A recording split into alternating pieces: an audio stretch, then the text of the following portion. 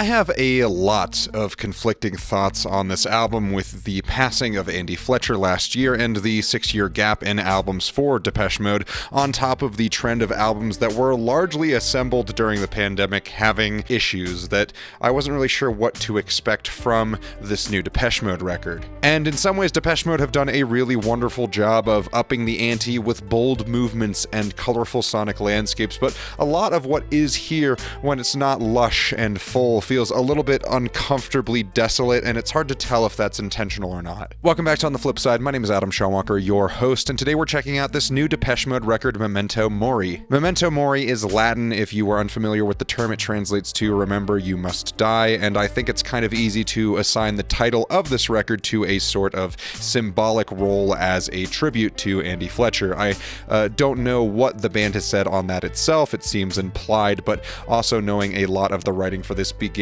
early on in the pandemic, I could also see this being a touch on that. But I'm sure the reality of the nature of this album's theme is somewhere in the middle. It's not a particularly upbeat record, not that Depeche Mode is known for having a ton of cheery tracks except for like very early on or anything like that, but I mean a lot of this album is very low energy. It's very methodically produced and written, which contrasts a lot of their other later era material. For me personally, a lot of their 2005 record Playing the Angel is pretty much the gold standard for late era Depeche Mode, which I suppose is a bit unfair to compare because yes, there is an 18-year gap in time between these two albums, but with the release of 2009's Sounds of the Universe, Depeche Mode have really gone into this much more fluid, much less structured style of writing that for that record in particular was not the most ideal diversion for them. They did manage to recover a bit for 2013's Delta Machine, which while I still haven't really connected with as much as I would like, I do still like a decent amount of the material on that album. The last record, Spirit, is where they really kind of lost me. I don't really think it's a particularly bad album, but I don't find it to be a memorable record either. And I have this sinking, very conflicted feeling here with this new record, Memento Mori. I think the singles from this album are quite good. My Cosmos Is Mine as an opening track is no house burner, but it is a good,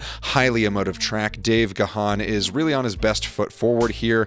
Ghosts Again, obviously being the first single, is haunting. It's incredibly sad. But beyond those two songs, what is here is by no means bad. It just feels like maybe a little less than what I would have hoped for. Personally, I've been listening to a lot of Gahan's solo material as well as a lot of the late 90s Depeche Mode material lately, and it's just made going into this album that much stranger because so much of what is here is so dramatically stripped back despite being really well produced. Like the track Wagging Tongue, which feels like a reach back into some of their very early synth pop roots, but it's like they're trying to kind of add that 90s angst over top of it, and it's like mixing oil and water. There's just so much here that separately I love. I think they have a really wonderful and unique approach to songwriting that really sets them apart from most any band in this genre, but this last decade of material has just been so hit and miss. I think it really is just because Depeche Mode have a hard time meshing all of the ideas that they are trying to jam-pack into any one song. Don't Say You Love Me sounds like a sort of synth blues track with this rolling bass line and these light and airy guitar chords that make me think of like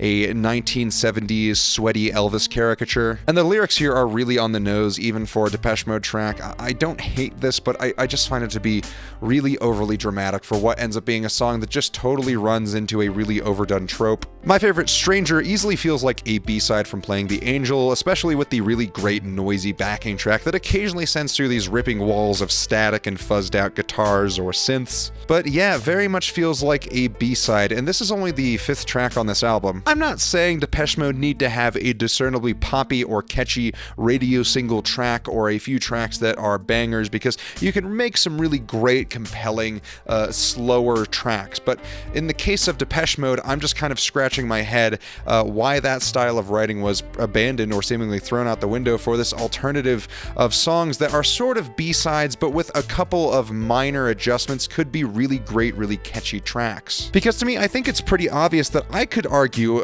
that their strong suit is the catchy, arena-moving bangers. It's like they took some of the more ballad-heavy tracks from Music for the Masses and decided that those were the songs that they would write for this whole record. And it's not like those songs are bad either, but I would really have liked there to be some some more variety on this album because it's kind of hard to get through in one sitting without taking a couple of breaks. Soul With Me shares a lot of the same issues I've already brought up with Don't Say You Love Me and My Favorite Stranger. Caroline's Monkey is one of the more interesting songs here. I'm assuming it's a song about addiction with the whole monkey on my back thing. There's also lyrics which allude to leaking through holes in your skin, so needles. For me, this track is definitely a reminder that there is some very clearly good ideas on this record. They just feel so weirdly executed. Because this song is pretty solid, there's some really great backing beats here that remind me a lot of even like With Sympathy era Ministry, but it just doesn't really feel like it does much with many of these callbacks other than like a little wink wink nudge nudge, and it sucks because I have very similar thoughts on the next track,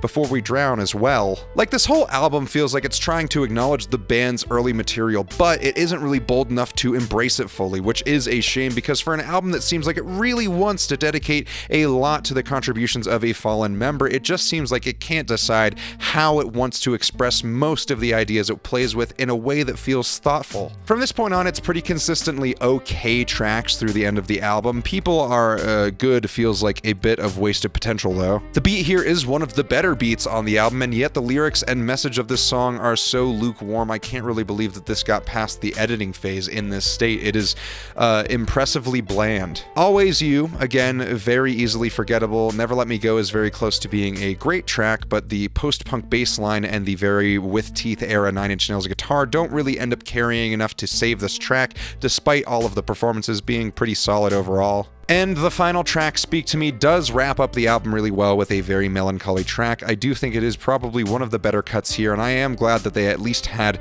the sense to save a solid ballad for last. I really just wish that this record as a whole was more in touch with what made this band so good in the first place, because a lot of that focus has been lost over the last decade. And it's brutal because there's no bad performances here either. It's purely in the writing at this point. These guys have good material left in them, and I can totally see this album as a tribute record and as a pandemic album being a bummer intentionally. I get not wanting to bust out all the stops for a big, swingy, anthemic song-packed album, but without a lot of that swagger and mojo, what we get is material that, yes, is a respectful tribute, but is also kind of a lukewarm album as it sits. I do not hate this record. I just think that it had a lot of potential to be so much more than what we've gotten, which ultimately is mostly an okay album. But I'm hoping that if this is indeed not the final Depeche Mode album, that whatever comes next is really a monumental album, because this doesn't really feel like the end of the show. And you know, hey, maybe that is the whole point of this album. Maybe this is all a very long-winded and esoteric critique about going out with a whimper instead of a bang. But for right now, I'm just not so sure. Memento Mori is a decent 5.